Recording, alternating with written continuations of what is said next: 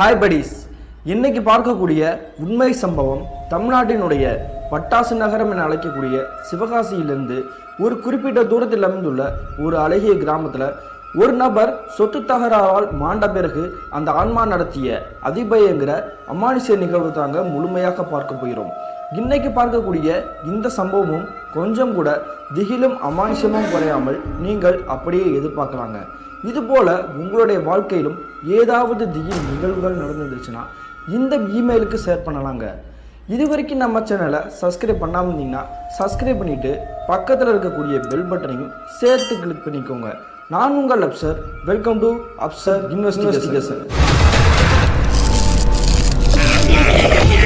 நான் முன்கூட்டியே சொன்ன மாதிரி தமிழ்நாட்டினுடைய பட்டாசு நகரமான சிவகாசியிலிருந்து ஒரு குறிப்பிட்ட தூரத்தில் அமைந்துள்ள ஒரு அழகிய கிராமத்தில் கிட்டத்தட்ட 1995 காலகட்டத்திலிருந்து 97 காலகட்டம் வரைக்கும் நடந்த திகில் நிகழ்வு தாங்க இந்த நிகழ்வு. இந்த சம்பவத்தை நமக்கு இமெயில் மூலியமாக ஷேர் பண்ணியது கேசவன் அப்படிங்கிறவர் தாங்க. இது இவருக்கு நடந்துச்சான்னு பார்த்தீங்கன்னா இல்லைங்க, இவருடைய தாத்தாவான பரமசிவத்திற்கும் அவருடைய குடும்பத்திற்கும் நடந்ததாங்க இந்த சம்பவம். அப்படி என்ன நடந்துச்சுன்னு பார்த்தீங்கன்னா, கிட்டத்தட்ட 1995 காலகட்டத்தில் இந்த மின்னஞ்சல எம்பிஏ கேசவன் இருக்கார் இல்லையா, அவருடைய தாத்தாவின் பெயர் பரமசிவங்க. அவருக்கு தோராயமாக வயது ஒரு 50 இருந்திருக்கும். அவருடைய குடும்பத்தை பற்றி சொல்லணும்னா பொருளாதாரத்தில் மேல்தங்கி உள்ளவங்க தான் சொல்லலாம். அது மட்டும் இல்லாமல் இந்த பரமசிவம் அவங்களுடைய மனைவி, அவருக்கு ஒரு 2 மகன்கள் இருந்திருக்காங்க. அவங்களுக்கும் திருமணமாகி கூட்டு குடும்பமாக தாங்க வாழ்ந்துட்டு இருந்திருக்காங்க. அதே சமயத்தில் இவங்களுடைய வீடு அமைந்திருக்கக்கூடிய அந்த இடம் இருக்கு இல்லையா, அதிலிருந்து ஒரு 2 தெரு தள்ளி ஒரு வீடு இருந்திருக்குங்க. அதில் பெருமாள் அப்படின்ற நபர் வசிச்சுட்டு இருந்திருக்காரு. அவருடைய குடும்பமும் பொருளாதாரத்தில் ஓரளவுக்கு வசதியாக தாங்க இருந்திருக்காங்க. அந்த பெருமாள் யாருன்னு பார்த்தீங்கன்னா இந்த பரமசிவம் இருக்கார் இல்லையா, அவருடைய நெருங்கிய நண்பர் தாங்க. இந்த 2 நபர்களுடைய நட்பு வட்டாரம் எப்படி இருக்குன்னு பார்த்தீங்கன்னா, ஒருத்தருக்கு ஒரு பிரச்சனைனா ஓடி உதவி செய்யக்கூடிய ஒரு பழக்கம் தாங்க. அப்படி இருக்கையில ஒரு நாள் தோராயமாக அவருடைய தோப்புல ரெஸ்ட் எடுத்துட்டு இருந்திருக்காருங்க இந்த பரமசிவம் அப்படின்றவர். அவருக்கு ஏகப்பட்ட நிலங்கள் மற்றும் தோப்புகள் இருந்திருக்குங்க. அதுல ஒரு தோப்புல தான் இவர் கயிறு கட்டில் போட்டு உட்கார்ந்துட்டு இருந்திருக்காரு. அந்த சமயத்துல இவருடைய நெருங்கிய நண்பரான பெருமாள், அவருடைய மனைவி மற்றும் இந்த 2 பேருமே என்ன பண்றாங்கன்னா இந்த பரமசிவத்துக்குரிய தோப்புக்கே நெருங்கி வராங்க. உடனே பெருமாளை பார்த்து இந்த பரமசிவம் என்ன கேட்கிறாருன்னா, என்னடா அது திடீர்னு வந்திருக்க, எதுவும் பிரச்சனையான்னு கேட்கிறாரு. அதுக்கு பெருமாள் என்ன சொல்றாருன்னா, இல்லடா வைத்த வழி, அதனால எனக்கு பணம் நிறைய தேவைப்படுது, என்கிட்ட இருக்க வாழைத்தப்போ நான் யார்கிட்டயா விற்கலான் இருக்கேன், வேற யார்கிட்ட வித்தா நான் ரொம்ப சங்கடப்படுவேன்டா, அதே இது என்னுடைய நண்பன் நீயே வாங்கிக்கிட்டேன்னா எனக்கு கொஞ்சம் மன ஆறுதலா இருக்கும், நான் கஷ்டப்பட்டு ஆசைப்பட்டு வாங்கின வாழைத்தப்படா அப்படின்ற மாதிரி சொல்றாருங்க. வயிற்று வலினா வேற ஒன்றும் கிடையாதுங்க, இவங்களுடைய குடும்ப சூழ்நிலை கஷ்டத்தில் இருக்காங்க இல்லையா, இக்கட்டான சூழ்நிலையில் அதைத்தான் வயிற்று வலி அப்படின்ற மாதிரி குறிப்பிடுவாங்கங்க. இந்த பெருமாளுடைய குடும்பத்திற்கு என்ன பிரச்சனைன்னு பார்த்தீங்கன்னா, அவருக்கு திருமண வயதில் ஒரு பெண்மணி இருந்திருக்காங்கங்க. அவங்களுக்கு வரன் பார்த்துட்டு இருந்திருக்காங்க. அதனால அந்த திருமணத்திற்கு செலவுக்கு பணம் தேவைப்படுமே அப்படின்றக்காக இவர்கிட்ட இருக்கக்கூடிய அந்த வாழைத்தொப்பை யார்கிட்டையாவது நம்ம வித்துட்டோம் அப்படின்னா அந்த பணத்தை நம்ம இது பண்ணி எடுத்து வச்சுக்கிட்டு அவங்களுடைய பெண்மணியோட திருமணத்தை நடத்தி முடிச்சலாம் அப்படின்ற மாதிரி யோசிச்சு வச்சிருக்காங்க. அதற்காக தான் இவங்களுடைய நண்பர் பரமசிவத்துக்கிட்டே நெருங்கி இந்த மாதிரி விஷயத்த கேட்கிறாருங்க. இதை கேட்டதும் பரமசிவம் என்ன சொல்றாருன்னா, நீ என்னடா சொல்ற, கஷ்டப்பட்டு அந்த இடத்த வாங்கியிருக்கேன்னு சொல்ற, திடீர்னு இந்த இடத்த விற்கிறேன் அப்படின்னா நான் எப்படா உன்கிட்ட வாங்க முடியும், வேற யார்கிட்டே விற்க வேணாம், நீ என்கிட்டே விற்க வேணாம், உனக்கு நல்ல ஐடியா கொடுக்குறேன்டா அப்படின்ற மாதிரி சொல்றாருங்க. அது என்னன்னு பார்த்தீங்கன்னா, உனக்கு திருமணத்திற்கு தேவையான ஒரு உதவித்தொகை நானே கொடுத்துறேன்டா, நீ இடத்தையும் கொடுக்க வேணாம் எதுவும் கொடுக்க வேணாம், கிட்டத்தட்ட ஒரு 6 மாத காலகட்டம் எடுத்துக்கோ, அதுக்கு பிறகு அந்த பணத்தை என் கையிலே நீ கொடுத்துட்றா, நான் உன்னை தொந்தரவுலாம் பண்ண மாட்டேன், நீ பொறுமையாக கொடு அப்படின்ற மாதிரி அந்த திருமணத்திற்கு ஏற்ற எல்லா தொகையுமே இந்த பரமசிவம் அப்படின்றவரே கொடுக்குறாருங்க. இதை கேட்டதும் அவங்களுடைய நண்பர் பெருமாள் மற்றும் அவங்களுடைய மனைவிக்கு முகத்துல சந்தோஷம் தாங்கவே இல்லைங்க. உடனே என்ன பண்றாங்கன்னா, ரொம்ப சந்தோஷம்னா, ரொம்ப நன்றி, உங்களை வாழ்நாள்ல மறக்கவே மாட்டோம், நண்பருக்கு ஒருத்தர் நண்பருக்கு ஏதாவது ஒரு பிரச்சனைனா இப்படிதான் உதவணும் அப்படின்ற மாதிரி பேசிட்டு உங்களுடைய வீட்டுக்கே கிளம்பி போறாங்க. அதுக்கு பிறகு இந்த பெருமாள் மற்றும் அவங்களுடைய குடும்பம் நினைச்ச மாதிரி அவங்களுடைய மகள் இருக்காங்க இல்லையா, அவங்களுக்கு திருமணம் நல்லபடியா முடிஞ்சிருதுங்க. இந்த நிகழ்வு நடந்து கிட்டத்தட்ட ஒரு 7 மாதங்கள் கடந்துருச்சுங்க. ஆனாலுமே இந்த பெருமாள் இருக்கார் இல்லையா, அவர் வாங்கின அந்த பணத்தை திருப்பி கொடுக்குற மாதிரி ஐடியாவே கிடையாதுங்க. எப்பொழுது பார்த்தாலுமே இந்த பரமசிவத்தோட முகத்துல கண்கள்ல தட்டுப்படுறதே கிடையாதுங்க. ஓடி ஒளிஞ்சுட்டே இருந்திருக்காரு. ஒரு கட்டத்தில் இந்த பரமசிவத்தோட 2 மகன் இருக்கான்னு சொல்லியிருந்தேன் இல்லையா, அதில் வந்து மூத்த மகன் என்ன பண்ணியிருக்காருன்னா அவங்களுடைய அப்பா கிட்ட வந்து சண்டை போட ஆரம்பிச்சிருக்காரு.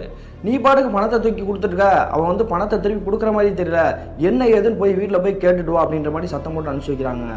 அதுக்கு பிறகு இந்த பரமசிவமும் அவங்களுடைய மனைவி வந்து என்ன பண்ணுறாங்கன்னா, அந்த பெருமாள் இருக்காரு அவருடைய நெருங்கிய நண்பர், அவருடைய வீட்டுக்கே போகிறாருங்க. அப்படி வீட்டுக்கு போன பிறகு என்னப்பா பணம் வாங்கிட்டதில்ல, ரெடி பண்ணிட்டியா என்றது வந்து எப்போ நீ திருப்பி கொடுப்ப அப்படின்ற மாதிரி கேட்குறாருங்க. இதை கேட்டதும் அவருடைய நண்பர் பெருமாள் என்ன சொல்கிறாருன்னா, நான் என்ன வச்சுக்கிட்டா இல்லைன்னு சொல்கிறேன், நான் அப்பயே உங்ககிட்ட வந்து சொன்னேன், என்கிட்ட வந்து காசு இல்லை, அதனால தான் என்னோட இடத்த வந்து நீ வாங்கிக்கோ அப்படின்ற மாதிரி சொன்னேன். நீ எதையுமே கேட்காம வந்து நீ வாட்டுக்கு பணத்தை தூக்கி கொடுத்துட்ட, இப்போ திடீர்னு கேட்டால் நான் எங்கே போகிறது, நீ முதல்ல உன்னோட வீட்டுக்கு கிளம்பி போ, இப்பெல்லாம் என்னோட வீட்டுக்கு வந்து தேடி வந்து கேட்குற பழக்கத்தை வச்சுக்காத, இது எனக்கு சுத்தமாக பிடிக்காது அப்படின்ற மாதிரி விருட்டன் கோபத்தோட பேசியிருக்காருங்க. இதை கேட்டதும் பரமசிவத்துக்கு பெரிய அதிர்ச்சிங்க. என்ன ஆச்சு, இத்தனை நாளாக நம்மக்கிட்ட நெருங்கி பழகிட்டு இருந்த நண்பரே இப்படி வந்து வார்த்தை விடுறானே அப்படின்னு தெரிஞ்சுக்கிட்டு அவர்கிட்ட வந்து பேச ஆரம்பிக்கிறாங்க. நான் உங்ககிட்ட கோவப்பட்டுலாம் பேசலடா, நான் நிதானமாக தான் பேசுகிறேன், இப்பயுமே நான் உன்னுடைய நெருங்கி நண்பராக தான் இந்த வீட்டுக்கே வந்திருக்கேன், என்னோட பசங்க எனக்கு நெருக்கடி கொடுத்தாங்கன்ற காரணத்தினால தான் உங்ககிட்ட வந்து நான் கேட்டுக்கிட்டு இருக்கேன், நீ பார்த்து ஏதாவது ஒரு முடிவு பண்ணிடா அப்படின்ற மாதிரி சொல்லிட்டு இந்த பரமசிவமும் அவங்களுடைய மனைவியும் வீட்டுக்கே வந்துட்டாங்க. இந்த நிகழ்வு நடந்து கிட்டத்தட்ட ஒரு 2 நாட்களுக்கு பிறகு பெருமாள் ஒரு முடிவு எடுக்கிறாங்க. அது என்னன்னு பார்த்தீங்கன்னா, அவருடைய வாழைத்தோட்டம் இருக்கு இல்லையா, அந்த தோட்டத்தை வந்து பரமசிவத்துக்கு பேர்களே எழுதி வச்சிடலாம் அப்படின்ற மாதிரி முடிவு எடுக்கிறாரு. அதே மாதிரி இந்த பெருமாளும் அவங்களுடைய மனைவியும் அந்த பரமசிவத்தோடைய வீட்டுக்கே போய் விஷயத்தை எல்லாமே சொல்றாங்க. இதை கேட்டது பரமசிவம் என்ன சொல்றாருன்னா, இல்லடா என்னால் ஒத்துக்க முடியாது, நீ கஷ்டப்பட்டு வாங்கின இடம், உன்னால காசை வந்து நீ வாங்கினதை கொடுக்க முடியல அப்படின்னா பொறுமையாக கூட கொடுறா, நான் உன்னை கட்டாயப்படுத்த மாட்டேன், அதுக்காக ஏன்டா நீ இப்படி இடத்த விற்கலாம் அப்படின்ற மாதிரி முடிவு எடுக்கிற அப்படின்ற மாதிரி சொல்றாருங்க. உடனே பெருமாள் மட்டும் அவங்களுடைய மனைவி வந்து கொஞ்சம் கூட ஏற்றுக்கவே கிடையாதுங்க. நீ என்னுடைய வீட்டுக்கே வந்து கடங்கார மாதிரி காசை கட்டுட்ட, இதுக்கு மேலே என்னால் கொடுக்காம இருக்க முடியாது, நான் ரோசமானவன், அதனால அந்த இடத்த வந்து நீயே வாங்கிக்கோ அப்படின்னு சொல்கிறாருங்க. ஒரு கட்டத்தில் அந்த பரமசிவத்தோட பசங்க இருக்காங்க இல்லையா, அவங்களுடைய மனைவி எல்லாருமே சொன்ன பிறகு வந்து பரமசிவமும் ஒத்துக்கிட்டாருங்க. அதே மாதிரி கிட்டத்தட்ட தோராயமாக 1 வார காலகட்டத்திற்கு பிறகு அந்த வாழைத்தோட்டம் வந்து இந்த பரமசிவத்தோட குடும்பத்தோட பேர்லேயே வந்து எழுதப்படுதுங்க. இந்த வாழைத்தோட்டம் எப்பொழுது பரமசிவம் அவருடைய குடும்பத்துக்கு பேர் மாற்றப்பட்டதோ அதன் பிறகுதாங்க பரமசிவத்துக்கும் பெருமாளுக்கும் பெரிய சண்டையை நடக்க ஆரம்பிச்சிச்சு. அப்படி என்ன நடந்திருக்குன்னு பார்த்தீங்கன்னா, இந்த நிகழ்வு நடந்து கிட்டத்தட்ட 1 மாத காலகட்டத்திற்கு பிறகு இந்த பெருமாள் அப்படின்ற நபர் வந்து என்ன பண்ணியிருக்காருன்னா, அவங்க இருக்கக்கூடிய கிராமத்தில் வந்து டீ கடை இருக்கும் இல்லையா, அந்த டீ கடையில் வந்து காலையிலேயே வந்து நிறைய பேர் உட்காந்து பேசிட்டு இருந்திருப்பாங்க. அந்த சமயத்தில் இந்த பெருமாள் அப்படின்ற ஒரு கூட்டத்துக்கு மத்தியில் போய் உட்காந்துருக்காருங்க. அப்படி உட்காந்துருக்கும் பொழுது ஒரு வார்த்தை பேச ஆரம்பிக்கிறாருங்க. அது என்னன்னு பார்த்தீங்கன்னா, என்னுடைய நண்பன் என்னுடைய மகளுடைய திருமணத்துக்கு வந்து பண உதவி செஞ்சுருந்தான், நான் கூட அந்த பணத்தை வந்து என்னால் திருப்பி கொடுக்க முடியாதா, என்னால் கடனாக வாங்கவும் முடியாது அப்படின்ற மாதிரி சொன்னேன். ஆனால் அவன் என்ன சொன்னான்னா, நான் வந்து உதவியாக தான்டா கொடுக்குறேன், அந்த பணத்தை வந்து நீ திருப்பியே கொடுக்கவே வேணாம் அப்படின்ற மாதிரி சொன்னான். ஆனால் இப்போ என்னென்னா அந்த பணத்தை வந்து திரும்பி கேட்டான், என்னால் கொடுக்க முடியல அப்படின்னோடனே என்னுடைய வாழைத்தோட்டத்தை வந்து என்னுடைய வயிற்றுலையும் வாயிலையும் அடித்து அந்த இடத்த வந்து திரும்பி பிடுங்கிட்டான். இது வந்து என்னால் ஏற்றுக்கவே முடியாது, என்னோட இடத்த வந்து நான் கஷ்டப்பட்டு ரொம்ப ஆசைப்பட்டு வாங்கினேன், ஆனால் அந்த இடம் வந்து இப்போ என்கிட்ட இல்லை அப்படின்றத வந்து என்னால் தாங்கவே முடியலை, நான் ரொம்ப வேதனையோடு அவன்கிட்ட சொல்கிறேன், அவனோட குடும்பமே தரிசா போயிடும் அப்படின்ற மாதிரி ஆளுகளுக்கு மத்தியில் வந்து சாபம் விட்டுருக்காருங்க. இந்த விஷயத்தை கேட்டுக்கிட்டு இருந்தால் அந்த ஊர்க்காரங்களில் ஒருத்தவங்க வந்து பரமசிவத்தோட உறவுக்காரங்க. அவங்க என்ன பண்ணியிருக்காங்கன்னா, பரமசிவத்தோட வீட்டுக்கு போய் நடந்த எல்லா விஷயத்தையுமே சொல்லியிருக்காங்க. இதை கேட்டதும் பரமசிவத்தோடைய மூத்த பையன் இருக்கார் இல்லையா, இளைய பையன் வந்து எந்த ஒரு சண்டைக்குமே போக மாட்டாருங்க, அமைதியான ஒரு நபர். ஆனால் அந்த மூத்த பையன் அப்படின்றவர் வந்து துடிப்பான ஒரு இளைஞருங்க. அதனால அவர் என்ன பண்ணியிருக்காருன்னா, அவங்களுடைய அப்பா கிட்ட சண்டை போட ஆரம்பிச்சிட்டாரு. அந்த பெருமாளுக்கு கொஞ்சம் கூட மனசாட்சியே இல்லையா, அவன் விருப்பப்பட்டு தானே அந்த இடத்த கொடுத்தான், இப்பயே வந்து இப்படி ஊருக்குள்ள நம்மளுடைய குடும்பத்தை வந்து அசிங்கப்படுத்திட்டு இருக்கான் அப்படின்ற மாதிரி சொல்லியிருக்காருங்க. அது மட்டும் இல்லாமல் அவங்களுடைய அப்பா பரமசிவத்தை வந்து நீ போய் அவருடைய வீட்டுக்கே போய் கேட்டுட்டு வா, ஏன் இப்படி இந்த மாதிரி பேசிட்டு இருக்காரு, அப்புறம் நான் நேரில் பார்த்தீங்கன்னா அவனை நான் அடிச்சே போட்டுருவேன் அப்படின்ற மாதிரி அந்த மூத்த பையன் சொல்லியிருக்காருங்க. உடனே அவங்களுடைய பையனை வந்து இந்த பரமசிவம்ன்றவர் வந்து சமாதானம் தாங்க படுத்துறாரு. இப்பெல்லாம் பேசாதரா, என்ன இருந்தாலும் அவன் என்னுடைய நெருங்கிய நண்பன், ஏதோ ஒரு வருத்தத்தில் இந்த மாதிரி பேசிட்டு இருக்கான், நான் அவனுடைய வீட்டுக்கு போய் என்ன ஏதுன்னு கேட்கறேன்டா அப்படின்னு சொல்லிட்டு அவருடைய வீட்டில் இருந்து அவருடைய நண்பர் பெருமாள் இருக்கார் இல்லையா, அவருடைய வீட்டுக்கே கிளம்பி போறாருங்க. அப்படி பரமசிவம் பெருமாளுடைய வீட்டுக்கே போயிட்டு, ஏன்டா அப்படி பேசுற, நீ விருப்பப்பட்டு தானே கொடுத்த, நான் கூட வேணான்னு தான்டா சொன்னேன் அப்படின்ற மாதிரி கேட்டிருக்காருங்க. இதை கேட்டதும் பெருமாள் வந்து எதுவுமே சொல்லவே இல்லை கிடையாதுங்க, அமைதியாக தாங்க இருந்திருக்காரு. நான் ஏதோ ஒரு போதையில வருத்தத்தில் இந்த மாதிரி சொல்லியிருப்பேன்டா, நீ எதுவும் பெருசாக நினச்சிக்காத, உன்னுடைய வீட்டுக்கே போ அப்படின்னு சொல்லிட்டு அனுப்பிச்சு வச்சுருக்காருங்க. அதுக்கு பிறகு அன்றைய இரவே மறுபடியும் ஒரு பிரச்சனை எழுதாருங்க அந்த பெருமாள் அப்படின்றவர். அப்படி என்ன நடந்திருக்குன்னா, இந்த பரமசிவத்தை அனுப்பிச்சு அவருடைய வீட்டுக்கே போக சொல்லிட்டார் இல்லையா, அன்றைய இரவு தோராயமாக ஒரு 7 மணி இருந்திருக்கும். அந்த சமயத்தில் இந்த பரமசிவத்தோட மூத்த மகன் வந்து அதே டீ கடையில் நின்றுகிட்டு இருந்திருக்காருங்க. அதே இடத்துக்கு இந்த பெருமாள் வந்திருக்காரு. அப்படி வந்த பெருமாள் வந்து என்ன பண்ணியிருக்காருன்னா போதையிலாம் கிடையாதுங்க, தெளிவாக தான் இருந்திருக்காரு. என்னோட குடும்பத்தை நீங்கள் இப்படி அசிங்கப்படுத்திட்டீங்களா, நாங்கள் வந்து கடனா கேட்கவா செஞ்சோம், என்னோட இடத்த வித்துக்கொண்டு தான் சொன்னோம், ஆனால் நீங்கள் வந்து கடனா கொடுக்குற மாதிரி கொடுத்துட்டு என்னோட இடத்தையே பிடிங்கிட்டீங்களா, நீங்கள் எல்லாருமே நல்லா இருக்க மாட்டீங்க, நாசமாக போயிடுவீங்க அப்படின்ற மாதிரி மறுபடியும் வார்த்தை விட்டுருக்காரு. இதை கேட்டதும் கோவத்தோட உச்சத்துக்கே போன அந்த பரமசிவத்தோட மூத்த மகன் இருக்கார் இல்லையா, அவருடைய பேர் வந்து மென்ஷன் பண்ணலங்க, அதனால தான் வந்து மூத்த மகன் இளைய மகன் சொல்லிட்டு இருக்கேன். அவர் என்ன பண்ணிட்டாருன்னா கோவத்தில் இந்த பெருமாளுடைய கண்ணத்தை சேர்த்து பலான்னு அடிச்சிட்டாருங்க. அடிச்சு அடுத்த நிமிஷமே வந்து அவர் கீழே விழுந்துட்டாரு. உடனே கூடியிருக்கக்கூடிய நபர்கள் பூராமே வந்து அந்த சண்டையை வந்து விலக்கி விட்டுட்டாங்க. உடனே இந்த பெருமாள் வந்து என்ன பண்ணுறாருன்னா, இதுக்கு மேலே வந்து நான் உன்னை சும்மா விட மாட்டேன்டா, நான் என்ன பண்ணுறேன்னு பாரு அப்படின்னு சொல்லிட்டு அவர் இந்த பெருமாள் அவருடைய வீட்டுக்கே கிளம்பி போயிட்டாருங்க. இந்த விஷயத்தெல்லாம் தெரிஞ்ச பிறகு பரமசிவம் என்ன பண்ணுறாருன்னா அவருடைய மூத்த மகனை மறுபடியும் சத்தம் போடுறாருங்க.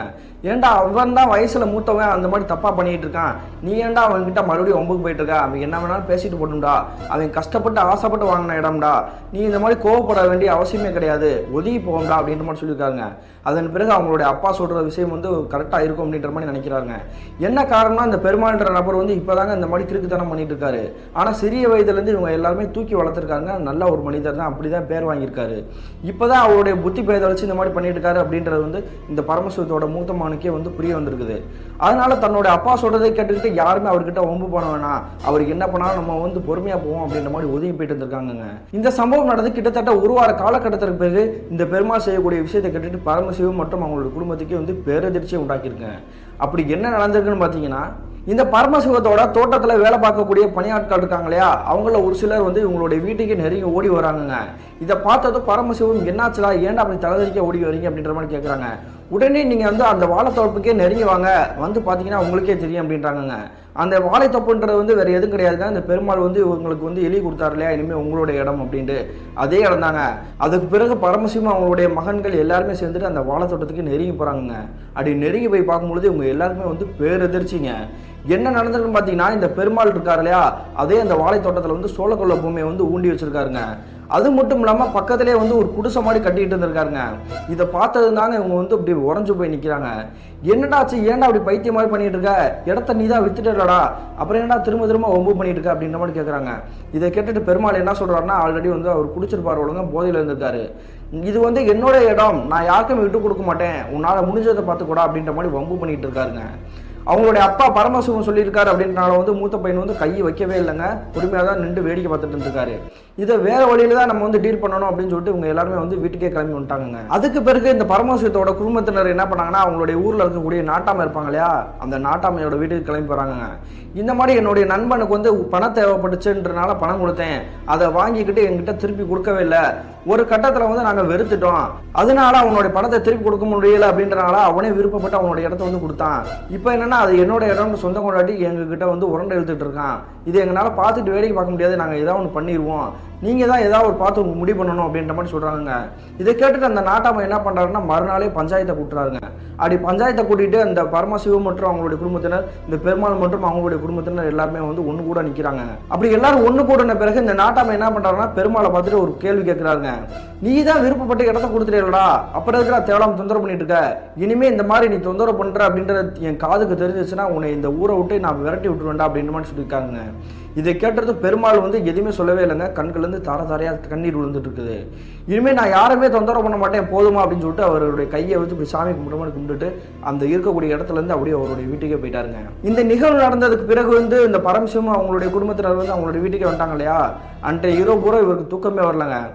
என்னுடைய நண்பனே இப்படி பண்ணிட்டானே, சின்ன வயசுலேருந்து அவனை வந்து பழகிட்டு இருக்கோம், இப்படிலாம் வந்து மாறுவான் நம்ம நினச்சே பார்த்ததில்ல, இது எல்லாத்துக்குமே காரணம் வந்து அந்த சொத்து தானா, அதுதான் பிரச்சனையா, நாளைக்கே போய் அவனுடைய வீட்டுக்கு போய் அந்த சொத்தை வந்து அவங்ககிட்டே வந்து கொடுத்துருவோம், அவனுடைய பேரில் வந்து எழுதி வச்சுருவோம் அப்படின்ற மாதிரி முடிவு எடுக்கிறாங்க. அதே மாதிரி மறுநாள் காலையில் விடிச்ச பிறகு அவங்களுடைய பசங்க கிட்ட அவங்களுடைய பசங்களுடைய மனைவி இருக்காங்களே எல்லாத்தையுமே வந்து கேட்குறாங்க, நம்ம கிட்ட வந்து ஏற்கனவே நிறையா சொத்துக்கள் இருக்குது, அதனால் இதை வந்து நீங்கள் சம்மதிச்சுக்கோங்க, இதனால் நம்ம ஒன்றும் கெட்டு போயிட மாட்டோம் அப்படின்னோடனே அவங்க எல்லாருமே ஒத்துக்கிட்டாங்கங்க. அதுக்கு பிறகு இந்த பரமசிவம் என்ன பண்ணுறாருன்னா, அதே மாதிரியே அவருடைய இடத்த வந்து இந்த பெருமாளுக்கே எழுதி வைக்கலாம் அப்படின்ற மாதிரி முடிவு எடுத்து வாசல்கிட்ட நெருங்கி போகிறாங்க. அப்படி வாசல்கிட்ட நெருங்கி போனவருக்கு பயங்கர அதிர்ச்சிங்க. என்ன நடந்திருக்குன்னு பார்த்தீங்கன்னா, இந்த பரமசிவத்தோட வீட்டு வாசலுக்கு முன்னாடி 3-4 நபர்கள் வந்து தலைதறிக்க ஓடி வராங்கங்க. என்னாச்சுடா ஏன் இப்படி ஓடி வருங்கன்னு கேட்டோன்னே அவங்க என்ன சொல்கிறாங்கன்னா, உங்களுடைய வாழை தோட்டத்துக்கு நீங்கள் நெருங்கி வந்து பாருங்க அப்படின்றாங்க. அதன் பிறகு இந்த பரமசிவம் மற்றும் அவங்களுடைய பசங்க என்ன பண்ணுறாங்கன்னா அந்த வாழை தோட்டத்துக்கே போகிறாங்க. அப்படி போய் பார்க்கும்பொழுது உங்களுடைய கண்களுக்கு முன்னாடி ஒரு காட்சி தெரியுதுங்க. அதை பார்த்தவங்க அப்படியே கதி கலங்கி நிற்கிறாங்க. அப்படி என்ன நடந்திருக்குன்னா, இவங்களுடைய அந்த வாழை தோட்டம் இருக்கு இல்லையா, அதாவது பெருமாள் வந்து இவங்ககிட்ட வித்தாரே அதே வாழை தோட்டத்தில் ஒரு மரம் இருந்திருக்கு. அந்த மரத்துக்கு கீழே வந்து ஒரு நபர் வந்து இப்படி வாயில நுரதெல்லாம் இறந்து கிடக்குறாரு. அவர் வேற யாரும் கிடையாதுங்க, இந்த பெருமாள் அப்படின்றவர் தான். இதை பார்த்தது தாங்க உங்களுடைய சுற்றி இருக்கக்கூடிய நபர்கள் எல்லாருமே வந்து இப்படி மிரண்டு போயிட்டாங்க. இந்த காட்சியை பார்த்ததும் பரமசிவத்துக்கு மனசே ஆறலைங்க. நம்மளுடைய நெருங்கிய நண்பர் வந்து இப்படிலாம் இருக்க மாட்டானே, இப்படி சொத்துக்காக வந்து நம்மக்கிட்ட சண்டை போட்டுட்டு இப்படி உசுரே போயிடுச்சு. அவங்ககிட்ட வந்து காலையிலேயே அவனுடைய இடத்த வந்து அவங்ககிட்டே திருப்பி கொடுக்கலாம் தான் நம்ம நினச்சிருந்தோம். அதுக்குள்ளே இப்படி தவறான முடிவு எடுத்துட்டானே அப்படின்ற மாதிரி வருத்தப்பட்டு இருந்திருக்காருங்க. அதுக்கு பிறகு அந்த பெருமாளுடைய சடலத்தை தூக்கிட்டு அவங்களுடைய உறவினர்கள் எல்லாருமே ஒன்று கூட அவருடைய இறுதிச் சடங்கு நடத்தலாம் அப்படின்ற மாதிரி கூடியிருக்காங்க. அதுக்கு பிறகு இந்த பரமசிவம் வந்து என்ன பண்ணுறாருன்னா, நம்மளுடைய நண்பருடைய இறுதிச் சடங்குல வந்து கலந்துக்கலாம் அப்படின்ற மாதிரி அவருடைய துக்க வீட்டுக்கே இப்படி நெருங்கி போகிறாருங்க. அப்படி வாசல் எடுத்து காலை வைக்கிறாருங்க. அடுத்த செகண்டே வந்து அவங்களுடைய மனைவி இருக்காங்களே, பெருமாளுடைய மனைவி, அவங்களுடைய திருமணமான அந்த மகள் இருக்காங்களே, அவங்க இருவருமே மண்ணவாரி தூத்த ஆரம்பிச்சிட்டாங்க. நீ இந்த வீட்டுக்குள்ளே வரக்கூடாது, உன்னால என்னுடைய புருஷன் செத்து போயிட்டான், சொத்துக்காக என்னுடைய குடும்பத்தை இப்படி சீரழிச்சிட்டியாடா, நீ நல்லாவே இருக்க மாட்ட, நாசமா போயிடும் அப்படின்ற மாதிரி தூத்த ஆரம்பிச்சிட்டாங்க. அதுக்கு பிறகு இந்த பரமசிவத்தையும் சுற்றி இருக்கக்கூடிய நபர்கள் எல்லாருமே என்ன பண்ணுறாங்கன்னா, சமாதானப்படுத்தி இந்த இடத்துல வந்து நீங்கள் நிற்க வேணாம், அவங்களோட வீட்டுக்கே போங்க அப்படின்னு சொல்லி அனுப்பிச்சு வச்சுக்கிறாங்க. அப்படி இந்த பெருமாள் இறந்த பிறகுதாங்க இந்த பரமசிவத்தோட குடும்பத்திற்கும் அந்த கிராமத்துக்கும் அமானுஷ காற்றை வீச ஆரம்பிச்சிச்சு. அப்படி என்ன நடந்திருக்குன்னு பார்த்தீங்கன்னா, இந்த சம்பவம் நடந்து கிட்டத்தட்ட ஒரு வார காலகட்டத்திற்கு பிறகு இந்த பரமசிவத்தோட குடும்பத்தினர் வந்து ஒன்று கூட பேச ஆரம்பிச்சிருக்காங்க. அந்த வாழை தோட்டம் வந்து இப்போ நம்ம கையில் தான் இருக்குது, அதை வந்து நம்ம நல்லா பார்த்துக்கிறது வந்து நம்மளுடைய பொறுப்பு அப்படின்ற மாதிரி யோசிக்கிறாங்க. உடனே அவங்களுடைய மூத்த பையன் வந்து என்ன சொல்கிறாருன்னா, நம்மளுடைய தோட்டத்தையும் பார்த்துட்டு அந்த வாழை தோட்டத்தையும் போய் பார்த்துட்டு வந்துடுப்பா அப்படின்ற மாதிரி அவருடைய வீட்டிலேருந்து காலையில் வந்து கிளம்புறாருங்க. அது எந்த நேரம்னு சரியாக தெரியல, அவருடைய வீட்டிலேருந்து அந்த தோட்டத்துக்கே கிளம்புறேன்ட்டு கிளம்புறாருங்க. அதே மாதிரி அவங்களுடைய அப்பா பரமசிவம் என்ன சொல்கிறாருன்னா, அந்த வாழை தோட்டத்துக்கு தேவையான பணியாட்களை வந்து நான் பேசி வச்சிருக்கேன்டா, அவங்களுக்கு என்ன வேலை கொடுக்கணும் அப்படின்ற மாதிரி எல்லாத்தையுமே பேசி முடிச்சுட்டு நீ வந்து உங்களுடைய வீட்டுக்கே கிளம்பி வாடா அப்படின்ற மாதிரி சொல்கிறாருங்க. அதே மாதிரி அவங்களுடைய அப்பா சொன்ன விஷயத்தை கேட்டுட்டு அந்த மூத்த பையன் என்ன பண்ணுறாருன்னா, அந்த வாழை தோட்டத்துக்கு போயிட்டாருங்க. அவர் போய் கிட்டத்தட்ட ஒரு 2 மணி நேரம் கலந்துருச்சு. இருந்தாலுமே அவர் வீட்டுக்கு வந்து சாப்பிடவே வரவே இல்லை. உடனே அவங்களுடைய மனைவி வந்து என்ன பண்ணுறாங்கன்னா, அவங்களுடைய மாமனார் இருக்கார் இல்லையா பரமசிவம், அவர்கிட்ட வந்து கேட்க ஆரம்பிக்கிறாங்க, என்னாச்சு மாமா, என்னுடைய கணவர் வந்து வாழைத்தோட்டத்துக்கு போனார், ஆனால் 2 மணி நேரம் ஆயிடுச்சு, இன்னும் வீட்டுக்கு வரவே இல்லை, நீங்கள் போய் பார்த்துட்டு வாங்க, இல்லைன்னா வேற யாரையாவது அனுப்பிச்சு என்ன இது அப்படின்னு சொல்லி பார்த்துட்டு வாங்க அப்படின்ற மாதிரி சொல்கிறாங்க. இதை கேட்டதும் பரமசிவம் என்ன பண்ணுறாருன்னா, இல்லைம்மா நானே இந்த தோட்டத்துக்கு தான் போகிற மாதிரி இருக்கேன், அதனால் நானே போய் பார்த்துறேன் அப்படின்னு சொல்லிட்டு இவருடைய வீட்டை தாண்டி கிட்டத்தட்ட ஒரு 4 அடி எடுத்து வச்சுருப்பாங்க. அடுத்த நிமிஷம் தாங்க இவருக்கு வந்து பேரதிர்ச்சி. என்ன நடந்திருக்குன்னு பார்த்தீங்கன்னா, இவங்க வீட்டுக்கு எதிர் திசையிலேருந்து ஒரு 4-5 நபர்கள் வந்து ஒரு நபரை வந்து அப்படியே குத்தியும் குலையுமா தூக்கிட்டு வந்துட்டு இருக்காங்க. என்னடா ஆச்சு, யார் அப்படி தூக்கிட்டு வந்திருக்காங்கன்னு சொல்லி உத்து பார்க்குறாங்க. அந்த முகத்தை பார்த்துட்டு இவங்க எல்லாருக்குமே வந்து அப்படி நடுங்கி போய் நிற்கிறாங்க. அவர் வேற யாரும் கிடையாதுங்க, இந்த பரமசிவத்தோட மூத்த பையன் இருக்கார் இல்லையா, அவரை தான் அப்படி தூக்கிட்டு வந்திருக்காங்க. என்னாச்சுப்பா, ஏன் இப்படி நடந்துச்சு அப்படின்னு சொல்லிட்டு இந்த பரமசிவம் அந்த பணியாட்களை பார்த்து கேட்குறாங்க. உடனே இந்த பணியாட்கள் சொன்ன விஷயத்தை கேட்டுட்டு இவர் மறுபடியும் மிரண்டு போறாரு. அப்படி என்ன சொல்லியிருக்காங்கன்னா, இவங்க எல்லாருக்குமே வந்து என்னென்ன வேலை அப்படின்ற மாதிரி ஒதுக்கப்பட்டுட்டு இந்த பரமசிவத்தோட மூத்த பையன் இருக்காரு இல்லையா, அவரோட வீட்டுக்கு கிளம்பலாம்னு நினச்சிருக்காருங்க. அந்த சமயத்தில் ஒரு வாழை மரத்தை வந்து உத்து பார்த்துருக்காருங்க. பார்த்துட்டு அந்த வாழை மரத்துக்கு கீழே வந்து இப்படி சமணங்கால் போட்ட மாதிரி உட்காந்துருக்காரு. அப்படி உட்கார்ந்தவர் வந்து யாருக்கிட்டையுமே பேசாமல் அப்படி துருதுருன்னு முடிச்சுட்டே இருந்திருக்காருங்க. இதை பார்த்துட்டு அந்த நபர்கள் இப்போ ஒரு சிலர் இந்த வேலையாட்கள் இருக்காங்க இல்லையா, என்னாச்சுங்கய்யா என்னாச்சு அப்படின்னு சொல்கிற மாதிரி கேட்டிருக்காங்க. ஆனால் அதுக்கு எந்த பதிலுமே சொல்லாமல் அப்படியே முடிச்சுட்டே இருந்திருக்காருங்க. அதுக்கு பிறகு என்ன நினச்சாரு தெரிலங்க, அவர் கையில் வச்சுருந்தா கதிரவாள் எடுத்துகிட்டு அவருடைய கழுத்தில் அப்படியே வீசி இப்படி அறுத்துருக்காருங்க. அடுத்த நிமிஷம் அவருடைய கழுத்துலேருந்து அப்படி ரத்தம் வந்து குபீர்னு கொட்டி இருக்குது. இதை பார்த்துட்டு தாங்க சுற்றி இருக்கக்கூடிய நபர்கள் பூரா மிரண்டு போய் அவரை தூக்கிக்கிட்டு வந்து இவருடைய வீட்டுக்கே கொண்டு வந்திருக்காங்க. அந்த சமயத்தில் வந்து இவங்க எதுக்கு தூக்கிட்டு வந்திருக்காங்க பார்த்தீங்கன்னா, அவரை எப்படியாவது காப்பாற்றலாம் மாதிரி தாங்க ட்ரை பண்ணியிருக்காங்க. அவரோட உடலில் வந்து உயிர் இருந்திருக்குது. இதை பார்த்துட்டு மருத்துவமனை கொண்டு போயலாம் அப்படின்னு சொல்லி நினச்சிட்டு இருக்கும் பொழுது அந்த பரமசிவத்தோட மூத்த பையன் இருக்கார் இல்லையா, அவர் ரத்த வெள்ளத்தில் மிதந்துட்டு இருக்கார் இல்லையா, அவர் வந்து ஒரு வார்த்தை சொல்கிறாங்க. அந்த வார்த்தையை கேட்டுட்டு சுற்றி இருக்கக்கூடிய நபர்கள் பூரா பயங்கர அதிர்ச்சி. அப்படி என்ன சொல்லியிருக்காருன்னா, ஒரே ஒரு வார்த்தை தாங்க சொல்லியிருக்காரு, பெருமாள் அப்படின்ற மாதிரி சொல்லியிருக்காரு. இதை சொன்னதும் அவருடைய உடல்ல இருந்து உசுர் அப்படியே போயிருச்சுங்க. அதுக்கு பிறகு சுற்றி இருக்கக்கூடிய அவங்களுடைய உறவுக்காரங்க எல்லாருமே கதறி அழுக ஆரம்பிச்சிருக்காங்க. அதுக்கு பிறகு இந்த பரமசிவத்தோட மூத்த பையனோட இறுதி சடங்கு எல்லாமே நடந்து முடியுதுங்க. அவங்களுடைய மனைவி இருக்காங்களே, அந்த மூத்த பையனோட மனைவி, அவங்க வந்து அவங்களுடைய ஃபேமிலி மெம்பர்ஸ் கூடயே சேர்ந்து போய் வாழலாம் அப்படின்ற மாதிரி முடிவு எடுத்துட்டாங்க. இங்கே இருந்தால் எல்லாருடைய உயிர் போயிடும், இது எல்லா பிரச்சனைக்குமே நீ தான் காரணம் அப்படின்ட்டு பரமசிவத்து மேலேயே வந்து பழியை போட்டுட்டு அவங்க வந்து கிளம்பி போயிட்டாங்க. அதன் பிறகு உங்களுடைய குடும்பத்தை பார்த்தும் சரி, அந்த வாழை தோட்டத்தையும் பார்த்தும் சரி, எல்லாருக்குமே பயங்கர அதிர்ச்சியில் இப்படி மிரண்டு போய் தாங்க இருந்திருக்காங்க. இது ஏதோ ஒரு ஆன்மா செய்கிற வேலை, அது பெருமாளுடைய ஆன்மா செய்கிற வேலை அப்படின்றது வந்து இவங்க எல்லாருக்குமே புரிய ஆரம்பிச்சிச்சு. அதுக்கு பிறகு தாங்க இவங்களுடைய கிராமத்துக்கும் ஒரு நடுங்கக்கூடிய ஒரு நிகழ்வு நடக்க ஆரம்பிச்சிச்சு. அப்படி என்ன நடந்திருக்குன்னு பார்த்தீங்கன்னா, கிட்டத்தட்ட சில மாதங்களுக்கு பிறகு அந்த வாழை தோட்டத்துக்கு போறக்கே பயந்தாங்கங்க. அதே மாதிரி அங்கே வேலை பார்த்த ஆட்கள் எல்லாருமே வந்து பயந்து ஓட ஆரம்பிச்சாங்க. நள்ளிரவு நேரத்தில் அந்த இடத்த பார்த்தாலே வந்து இவங்க எல்லாருமே வந்து சுடுகாடு மாதிரி காட்சி அளிச்சிருக்குது. அதே மாதிரி யாருமே பார்த்துக்கல அப்படின்றால வந்து வாழை எல்லாமே வந்து வாடி போயிருந்துக்குது. இது எல்லாமே யோசிச்ச அந்த பரமசிவம் வந்து அவங்களோட குடும்பத்தினர்கிட்ட வந்து பேச ஆரம்பிக்கிறாங்க. நம்மளுடைய வாழையை வந்து இப்படி வாடி போயிருச்சு, வாழையை வந்து நம்மளுடைய பிள்ளைன்னு சொல்லுவாங்க, அது மட்டும் இப்படி வாடி போயிருச்சு அப்படின்னா நம்மளுடைய குடும்பத்துக்கு வந்து கெட்ட சகனம் ஆயிரும், அதனால் அது ஏதாவது ஒரு வழி பண்ணணும் அப்படின்ற மாதிரி யோசிச்சுட்டு இருக்காங்க. இவங்களுடைய வாழை தோட்டத்து பக்கத்திலே நிறைய தோட்டங்கள் இருக்கும் இல்லையா, அந்த இடத்துல தாங்க அதே கிராமத்தை சேர்ந்த ஒரு 3 பெண்மணிகள் வந்து என்ன பண்ணுறாங்கன்னா, 16 வயது இருக்கக்கூடிய பெண்மணிகள் மாடுகளை மேய்க்கிறதுக்காக வராங்கங்க. அப்படி மேய்க்க வந்த பொழுது இந்த பெண்மணிகள் இருக்கக்கூடிய அந்த இடத்துல இருந்து கிட்டத்தட்ட ஒரு 3-4 தோப்பு தள்ளி தாங்க இந்த பெருமாளுடைய தோப்பு அமைஞ்சிருக்கு. அதாவது அவர் இறந்து போனார் இல்லையா, அந்த வாழை தோப்பு அமைஞ்சிருக்குது. அந்த சமயத்தில் இவங்க புறமே நின்றுட்டு இருக்கும் பொழுது ஒரு மாடு வந்து தனியாக நடந்து போயிருக்குங்க. உடனே இதை பார்த்ததுக்கப்புறம் அந்த பெண்மணி 3 பேர் நிற்கிறாங்களே, அதுலேருந்து ஒரு பெண்மணி மட்டும் என்ன பண்ணாங்கன்னா, மாடு இப்படி போயிடுச்சு, அந்த மாடு வந்து எப்படி கூப்பிட்றதுன்னு சொல்லிட்டு கத்தி கூப்பிட்டு இருக்காங்க. ஆனால் அந்த மாடு வந்து வர மாதிரி தெரியலங்க. அதுக்கு பிறகு தாங்க இந்த 3 பேர் வந்து ஒரு காட்சியை பார்க்குறாங்க. அந்த மாடு வந்து வேறு எங்கேயும் போகலங்க, இந்த பெருமாளுடைய வாழைத்தோப்பு இருக்கு இல்லையா, அந்த இடத்துக்கு தாங்க நெருங்கி போகுது. இதை பார்த்தது வந்து மிரண்டு போயிட்டாங்கங்க. இப்போ அந்த மாடை நம்ம எப்படி கூப்பிட்றது, அது வாட்டுக்கு அங்கே போயிடுச்சு, நம்ம எப்படி கூட்டிகிட்டு வர்றது அப்படின்ற மாதிரி தகச்சு போய் நிற்கிறாங்க. அதன் பிறகு இவங்க என்ன பண்ணுறாங்கன்னா, அந்த 3 பெண்மணியில் ஒரு பெண்மணி தாங்க அந்த மாட்டோட சொந்தக்காரவங்க. அதனால் என்ன பண்ணாங்கன்னா, எனக்கு என்ன நடந்தாலும் பயம் இல்லை, நான் வந்து என்னுடைய மாடை வந்து கூட்டிகிட்டு போகணும், இல்லைன்னா வீட்டில் அடிச்சு கொண்டுருவாங்க அப்படின்ற மாதிரி பயந்துக்கிட்டு அந்த இடத்துக்கே தலைதறிக்க ஓடுறாங்கங்க. உடனே இந்த 2 பெண்மணிகளும் எவ்வளவோ சத்தம் போட்டு வேணாமா போனால் பிரச்சனை வந்துடும் அப்படின்ற மாதிரி பயமுறுத்துறாங்க. ஆனால் கேட்கவே கிடையாது. இந்த பெண்மணி என்ன பண்ணாங்கன்னா, அந்த மாடு இருக்கக்கூடிய அந்த வாழை தோட்டத்துக்கே நெருங்கி போயிட்டாங்கங்க. அப்படி போன பிறகு இவங்க நிற்கக்கூடிய இடத்துலேருந்து அந்த 3 தோப்பு தள்ளி தானே அந்த தோட்டம் இருக்குது, அதை வந்து உத்து பார்த்துருக்காங்க. அந்த பெண்மணி எங்கே நிற்கிறாங்கன்னே உங்களுடைய கண்களுக்கு தெரியவே இல்லை. அதுக்கு பிறகு வந்து இவங்க என்ன பண்ணுறாங்கன்னா, இதுக்கு மேலே நம்ம இங்கே நின்றோம்னா பயமாக இருக்குது, வேறு என்ன பண்ணுறது, இருந்தாலும் நம்மளோட தோழியை தேடணும் அப்படின்னு சொல்லிட்டு மறுபடியும் முன்னாடி காலில் எடுத்து வச்சு அந்த பெண்மணி தேடலாம் அப்படின்ற மாதிரி கொஞ்சம் தைரியமாக உள்ளே வராங்கங்க. அப்படி வந்த பொழுது அந்த இடத்துல இருக்கக்கூடிய ஒரு காட்சியை பார்த்துட்டு இவங்க இருவருக்குமே வந்து இப்படி உசுரே போயிடுச்சுன்னு தான் சொல்லணும். என்ன நடந்திருக்குன்னு பார்த்தீங்கன்னா, அவங்களுடைய இந்த வாழை தோட்டத்தில் வந்து ஒரு திஷ்டி பொம்மை வச்சுருந்தாங்க இல்லையா, அதாவது பெருமாள் இது என்னோட இடம் அப்படின்னு சொந்தம் கொண்டாடுறதுக்காக வந்து ஒரு திஷ்டி பொம்மையை சொல்லி வச்சுருந்தார் இல்லையா, அந்த பொம்மை வந்து திடீர்னு அப்படி ரொட்டேட் ஆகும்போது டக்குன்னு திரும்பி இருக்குங்க. இதை பார்த்துட்டு அலறி அடிச்சுட்டு உங்களுக்கு பக்கத்தில் இருக்கக்கூடிய கிராமத்துக்கே போயிட்டாங்க. அப்படி போன பிறகு அவங்க நடந்த எல்லா விஷயத்தையுமே சொல்கிறாங்கங்க. உடனே அந்த காணாமல் போன அந்த பெண்மணியோட அப்பா அம்மா வந்து என்ன பண்ணுறாங்கன்னா, ஒரு சில நபர்களோடு சேர்ந்துக்கிட்டு இந்த தோட்டத்துக்கே மறுபடியும் வந்து தேடுறாங்கங்க. அப்படி தேடும் பொழுது அந்த அமானுஷமான இடத்துக்கு வந்து போகிறதுக்கே பயப்படுறாங்கங்க. இருந்தாலும் அவங்களுடைய மகளுக்கு வந்து எதுவும் பிரச்சனை வந்துருமோ அப்படின்ற மாதிரி பயந்துட்டு தான் அந்த இடத்துக்கு வந்து போகிறாங்கங்க. அதன் பிறகு பார்த்தா அந்த இடத்துல வந்து ஒரு மாடு வந்து நின்றுட்டு இருக்குங்க. உடனே வந்து பக்கத்தில் நெருங்கி போய் பார்க்குறாங்க, ஒரு வாழை மரத்துக்கு கீழே அந்த பெண்மணி வந்து மயக்கமான நிலையில் இருந்துக்குது. அதன் பிறகு அந்த பெண்மணி வந்து தூக்கிட்டு உங்களுடைய கிராமத்துக்கே தூக்கிட்டு வரலான்னு ட்ரை பண்ணிட்டு இருக்காங்க. அந்த சமயத்தில் அந்த பெண்மணியோட வாயில் வந்து அப்படி நுரத்தள்ளி இருக்குங்க. அப்பயே வந்து உங்களுக்கு வந்து புரிஞ்சிருச்சுங்க, ஏதோ ஒரு விஷத்தை சாப்பிட்டுருக்கா அப்படின்ட்டு. அதுக்கு பிறகு என்ன பண்ணாங்கன்னா, அந்த பெண்மணியை தூக்கிக்கிட்டு எப்படியா நம்ம வந்து மருத்துவர்கிட்ட கூட்டிகிட்டு போயிடும் அப்படின்ற மாதிரி முடிவு எடுக்கிறாங்க. அதே மாதிரி அவங்க கிராமத்திலே வந்து ஒரு சித்த மருத்துவர் இருந்திருக்காங்க, ஒரு வயதான ஒரு நபர் இருந்திருக்காரு. அவர்கிட்ட கூட்டிகிட்டு போய் அந்த மருத்துவம்லாம் செஞ்சு முடிச்சுட்டு அந்த மருத்துவர் வந்து என்ன சொல்கிறாருன்னா, இனிமேல் உங்களுடைய மகளுக்கு வந்து எந்த பிரச்சனையும் கிடையாது, நீங்கள் கூட்டிகிட்டு போங்க, ஒரு மணி நேரம் தூங்கி எந்திரிச்சா வந்து சரியாயிரும் அப்படின்ற மாதிரி சொல்கிறாங்க. உடனே உங்களுடைய உறவினருக்கு கூட என்ன பண்ணுறாங்கன்னா, அந்த சித்த வைத்தியர்கிட்டே ஒரு கேள்வி கேட்குறாங்க.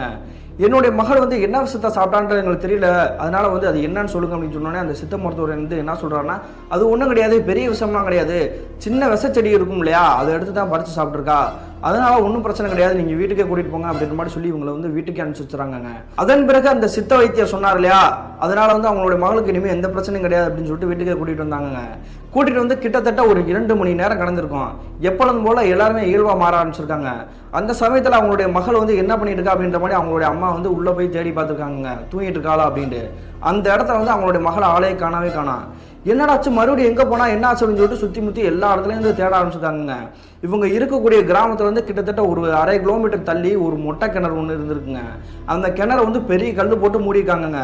என்ன காரணம், அதில் வந்து தண்ணிலாம் கிடையாதுங்க, அதனால வந்து தண்ணியே இல்லாமல் பல வருடங்களாக அப்படி சும்மா தான் கிடந்துருக்குது. அதனால தான் கல்லை போட்டு மூடி வச்சிருக்காங்க, யாராவது தப்பி தவறி உள்ளே விழுந்துட்டாங்கன்னா ஏதாவது பிரச்சனை ஆயிரும் அப்படின்ற மாதிரி. அந்த இடத்துல வந்து நெருங்கி இப்படி நடந்து போயிட்டுருக்காங்களே தேடிட்டு, திடீர்னு டமான்னு சத்தம் கேட்குது. என்னடா அது சத்தம் கேட்குதுன்னு சொல்லிட்டு அப்படி இந்த கிணறுக்கிட்ட வந்து இவங்களுடைய பார்வை போயிருக்குது. உடனே கிணத்துல இருந்து அப்படி எட்டி பார்க்குறாங்க. எட்டி போய் பார்த்தா அவங்க எல்லாருமே வந்து தகச்சு போய் நிற்கிறாங்க. அப்படி என்ன நடந்திருக்குன்னு பார்த்தீங்கன்னா, இவங்களுடைய மகள் வந்து சித்த வைத்தியிலிருந்து கூட்டிகிட்டு இருந்தாங்க இல்லையா, அவங்க வந்து அந்த கிணறுலேருந்து கீழே குதிச்சு அப்படி ரத்த வெள்ளத்தில் வந்து இறந்து போய் கிடந்திருக்காங்க. இவங்க எல்லாருக்குமே வந்து பயங்கர அதிர்ச்சிங்க. என்னன்னா, அந்த ஆல்ரெடி வந்து பெரிய கல்லா போட்டு யாருமே உள்ள வந்துடக்கூடாது அப்படின்றக்காக மூடி வச்சிருந்தாங்க. அந்த கல்லே அசால்ட்டா வந்து கிணத்தை தாண்டி இப்படி கீழே விழுந்து கிடந்திருக்குங்க. அப்படி அந்த கல்லை தள்ளி போட்டது யாரு, இவ எதுக்கு இதுக்குள்ள குதிச்சா அப்படின்ற மாதிரி வந்து ஏகப்பட்ட கேள்விகளோட வந்து கதறி கதறி அழுதுட்டு இருந்திருக்காங்க. இந்த துக்க நிகழ்வு நடந்த பிறகுதாங்க அந்த ஊர் மக்களுக்கே வந்து ஒரு விஷயம் புரிய ஆரம்பிச்சிருக்குது. இந்த பிரச்சனையோட சீரியஸ்னஸே புரிஞ்சிச்சு அப்படின்னு சொல்லலாம். அந்த ஆன்மா வந்து யாரையும் சும்மா விடாது போல, அந்த இடத்துக்கு போற எல்லாத்தையுமே வந்து கொல்லலாம்னு நினைக்குது. இதை வந்து இப்படியே நம்ம விடக்கூடாது அப்படின்னு சொல்லி முடிவெடுக்கிறாங்க. அதன் பிறகு இந்த ஊர்க்காரங்க என்ன பண்றாங்கன்னா, அந்த பரமசிவத்தோட வீட்டுக்கே கிளம்பி போறாங்க. அப்படி போன பிறகு அந்த பரமசிவத்தோட சண்டையை போட ஆரம்பிச்சிட்டாங்க. உங்களுக்கும் அந்த பெருமாளுக்கும் நடந்த பஞ்சாயத்தில் வந்து எங்களுடைய தலை உருந்துட்டு இருக்குது, எங்களுடைய நிம்மதியே போயிடுச்சு, அந்த ஆன்மா யாருமே சும்மா விடாது போல, இதுக்கு ஏதாவது வழியை வந்து நீங்கள் கண்டுபிடிங்க, இல்லைன்னா வந்து உங்களையே இந்த இடத்துல வந்து இருக்க விட மாட்டோம், டெய்லி வந்து சண்டை போட்டுக்கிட்டு இருப்போம் அப்படின்ற மாதிரி சொல்கிறாங்கங்க. அதன் பிறகு இந்த பரமசிவத்துக்கு வந்து பெரிய மன வருத்தம் ஆயிடுச்சுங்க. இவ்வளோ நாளாக நம்மளை மதிச்சுட்டு இருந்த நம்மளுடைய ஊர் மக்களே வந்து இப்போ நம்மளை வந்து சாபம் ஓடுற மாதிரி நம்மக்கிட்டே சண்டைக்கு வராங்களே, இதனால அந்த ஆன்மா வந்து நம்ம எப்படியாவது விரட்டி ஆகணும் அப்படின்ற மாதிரி ஒரு முடிவு எடுக்கிறாருங்க. அதே மாதிரி இவருடைய உறவுக்காரங்க மூலியமாக ஒரு கைதேர்ந்த மாந்திரியவாதியை உங்களுடைய வீட்டுக்கே கூட்டிகிட்டு வராங்க. அப்படி அந்த மாந்திரியவாதி வீட்டுக்கே வந்த பிறகு அந்த மாந்திரியவாதி என்ன சொல்கிறாருன்னா, அந்த வாழைத்தோட்டத்துக்கு நம்ம போய் பார்க்கணும் அப்படின்ற மாதிரி சொல்கிறாரு. அதே மாதிரி பகல் நேரத்தில் அந்த வாழைத்தோட்டத்துக்கு போய் பார்த்துட்டு இவர் வந்து ஒரு விஷயத்தை வந்து அப்பயே நோட் பண்ணிட்டாருங்க. நோட் பண்ண பிறகு மறுபடியும் இவருடைய வீட்டுக்கே கிளம்பி வந்துட்டாரு. அப்படி வீட்டுக்கு கிளம்பி வந்த பிறகு இந்த ஊர்க்காரங்க ஒரு சிலர் வந்து இங்கே வந்து கூட்டிகிட்டு வாங்க, நான் எல்லாருக்கும் முன்னாடியே தான் பேசணும் அப்படின்ற மாதிரி சொல்கிறாருங்க. அதே மாதிரி இந்த ஊர்க்காரங்களில் ஒரு சில பேர் வந்து உங்களுடைய இந்த பரமசிவத்தோட வீட்டுக்கு முன்னாடி வந்து அப்படி வட்டமாக வந்து நிற்கிறாங்க. அதன் பிறகு அந்த மாந்திரிவாதி சொன்ன விஷயத்தை கேட்டுட்டு எல்லாருமே வந்து இப்படி மிரண்டு நடுநடுங்கி போய் நிற்கிறாங்க. அப்படி என்ன சொல்லியிருக்காருன்னா, இந்த ஆன்மாவை விரட்டுறது சாதாரண விஷயம் கிடையாது, இது ரொம்ப ஆக்ரோஷமாக இருக்குது. அது மட்டும் இல்லாமல் இவங்களுடைய பரமசிவத்தோட ஒரு மூத்த பையன் வந்து இறந்து போனார் இல்லையா, அவருடைய ஆன்மாவே வந்து அதோட கைவசங்களை வச்சுக்கிட்டு வந்து அந்த ஆன்மா வந்து பெரிய ஆட்டம் ஆடிக்கிட்டு இருக்குது. குறிப்பாக சொல்லணும்னா உங்களுடைய பையனோட ஆன்மாவாலே உங்களுக்கே பிரச்சனை வர வாய்ப்பு இருக்குது அப்படின்ற மாதிரி சொல்கிறாருங்க. இதை கேட்டதும் இந்த ஊர்க்காரங்க நடுநடுங்கி போயிட்டாங்க. இந்த பிரச்சனையிலேருந்து நாங்கள் தப்பிக்கிறதுக்கு வேறு வழி இல்லையா, ஏதாவது ஒரு வழி சொல்லுங்க சாமி அப்படின்ற மாதிரி அந்த மாந்திரிவாதியை பார்த்து கேட்குறாங்க. உடனே இந்த மாந்திரியவாதி என்ன சொல்கிறாருன்னா, நடுநிசி நேரத்தில் நள்ளிரவு நேரத்தில் தான் பூஜை பண்ணணும், அந்த பூஜையை வந்து ஒரு சேவலை வந்து பலி கொடுக்கணும், அதை சாதாரணமாக கொடுக்க முடியாது. அந்த நபர் பெருமாள் இறந்து போனார் இல்லையா, அந்த மரத்தில் தான் அவருடைய ஆன்மாவே இருக்குது. அதனால் அந்த வாழை மரத்தை வேரோட அறுத்து அதன் பிறகு அந்த வாழை மரத்தை வந்து ஒரு சடலை மாடி புதைச்சி அதுக்கு மேலே வந்து சம்பிரதாயம் பூஜைகள்லாம் பண்ணி இந்த சேவலை வந்து பலி கொடுக்கணும். அப்படி பலி கொடுத்தா மட்டும்தான் அந்த ஆன்மா வந்து நம்ம வந்து முழுமையாக விரட்ட முடியும், இல்லைன்னா அந்த ஆன்மா வந்து நம்ம விரட்டவே முடியாது அப்படின்ற மாதிரி சொல்கிறாருங்க. அந்த பூஜையை பண்ணும்பொழுது யாராவது வந்து பின்னாடி திரும்பி பார்க்கக்கூடாது. ஏதாவது ஒரு ஆன்மா வந்து உங்களை கூப்பிட்டு தொந்தரவு பண்ணுற மாதிரி தெரியும், ஆனால் திரும்பி பார்த்தீங்கன்னா அதே சமயத்திலே உங்களை அடிச்சு போட்டு தள்ளிடும். அதனால் வந்து யாருமே திரும்பாமல் இந்த பூஜையில் மட்டும் கவனமாக இருக்கணும் அப்படின்ற மாதிரி சொல்கிறாருங்க. அப்படி இந்த வாழை தோட்டத்தில் பூஜை பண்ணுறதுக்காக மாந்திரிவாதி மட்டும் இந்த பரமசிவம் அவங்களுடைய இளைய மகன் இருக்கார் இல்லையா, அவரும் அந்த ஊருக்காரங்க ஒரு 6 நபர்களும் மொத்தம் ஒரு 9 பேர் தாங்க அந்த தோட்டத்துக்கு போகிறாங்க. அவங்க போகிற நேரம் வந்து நடுநிசி நேரம் 1 மணி இருக்கும்.